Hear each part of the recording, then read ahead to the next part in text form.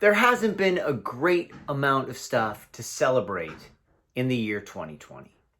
But on November 6th, there was an election. And although the results are not finalized for the Senate, we do know who the next president will be. And so I thought it was time to have a little celebration. So I'm going to teach you the song Celebration by Kool and the Gang. First, I'm going to play it, and then I'm going to teach you a little bit of it. Tabs are down below.